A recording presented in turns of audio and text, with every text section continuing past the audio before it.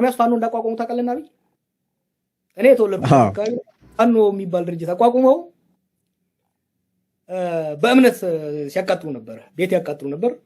ከዛ ስንመረምር የፋኖ መሪ ማን ሆኖ ቢገኝ የመከላከያ ደህንነት አባል የነበረ ሻለቃ አማራም አይደለም ደግሞ እንገር። ከዛ ደርሰን ስናጋልጠው ገደሉት ራሳቸው። ደግነቱ ምንድነው? ህዝባችን አሁን ይሄን እየነቃበት ስለመጣ ለመቋቋም ያለን እድል ከቀን ወደ ቀን እየሰፋ ነው። ለድገመውና እስከ አቅርህ ድረስ ዋጣው ምን እየተደረገ እንደሆነ ከራስ አንደበት ራችን ላይ ኦሮሚያ ፋኖ እንዳቋቋሙ ታውቃለህ አብይ? እኔ የተወለድኩት አካባቢ ፋኖ የሚባል ድርጅት አቋቁመው በእምነት ሲያቃጥሉ ነበር፣ ቤት ያቃጥሉ ነበር። ከዛ ስንመረምር የፋኖ መሪ ማን ሆኖ ቢገኝ የመከላከያ ደህንነት አባል የነበረ ሻለቃ አማራም አይደለም ደግሞ እንገር። ከዛ ደርሰን ስናጋልጠው ገደሉት ራሳቸው። ደግነቱ ምንድነው? ህዝባችን አሁን ይሄን እየነቃበት ስለመጣ ለመቋቋም ያለን እድል ከቀን ወደ ቀን እየሰፋ ነው።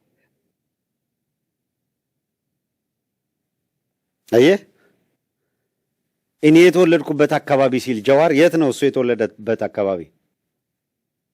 አርሲ።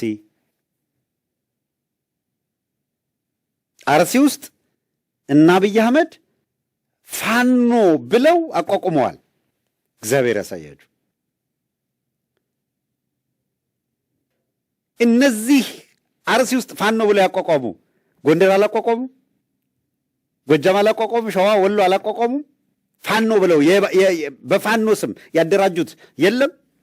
በፋኖ ስም የተደራጀ ግን ፋኖ ሊትራሊ ያልሆነ ብለን ስናነሳ አልነበረም?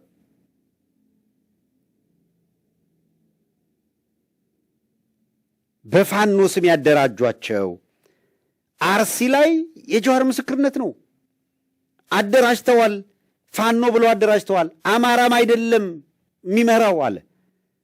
ከዛ ምን ይፈጽማል አሉ? ሃይማኖት ተኮር ጭፍጨፋ። ስንት ጊዜ ነግረናቸዋል። የራሱ አንደበት ብሎ ተደብቆ አይደለም አብይ አህመድ በሃይማኖት ይፋጃላል።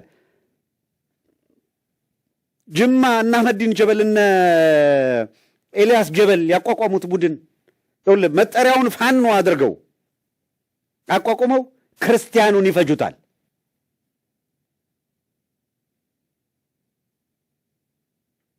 ኤልያስ ጀበል የሚባል ሰው ነው ጅማ አካባቢ የሚፈጸሙ ማናቸውንም ወንጀል የአህመዲን ጀበል ወንድም ኤልያስ ጀበል ነው የሚመራው። የኢኮኖሚ ሳቦታጁ የሚሰራው በሱ ነው። ሰልጣኝ አደራጅተው ጫካ ተመርጦ መሰልጠኛ ካምፖች ተዘጋጅተው በጀት ተመድቦ የሃይማኖት አብዮት እና ጅሃድ እናውጃለን ብሎ እየሰለጠነ ያለ አካል አለ። ይሄ የሚሰለጥነው ኃይል እና አብይ አህመድ ያሰለጠኑት ነው። ስለዚህ ሙስሊሙ ማህበረሰብ ማን ምን እያደረገ እንደሆነ እንዲያየው። ክርስቲያን በማን ነው የሚፈጀው? ኦሮሚያ ላይ በጅምላ እየተቀበረ ያለው በማን ነው?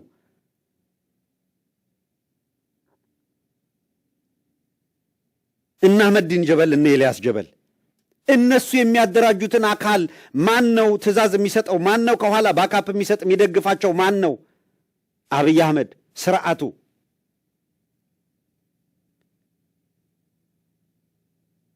አሁን ተገለጠላችሁ። ጎንደር ላይ፣ ጎጃም ላይ፣ ሸዋ ላይ የሃይማኖት ቀውስ እንዲነሳ በማሰብ ሙስሊም ክርስቲያን የሚባል በሚል ወደ ጸብ እንዲገባ ፕሮጀክቱ ከየት እንደሚጠነሰስ 4 ኪሎ ነው መነሻው፣ ከጨፌ ነው መነሻው። ፕላን የተደረገ እንቅስቃሴ ነው የሚያደርጉት ስንል የነበረው እኮ እሱን ነው።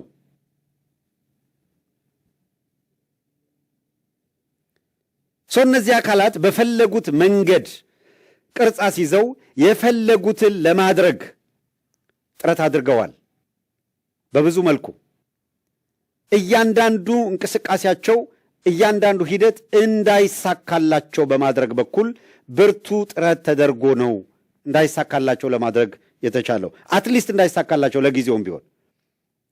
አሁንም ለአንዴና ለመጨረሻ ጊዜ የጀዋርን ንግግር ልደግመው እፈልጋለሁ በምክንያት ራችን ላይ ኦሮሚያ ፋኖ እንዳቋቋሙ ታውቃለህ አብይ? እኔ የተወለድኩት አካባቢ ፋኖ የሚባል ድርጅት አቋቁመው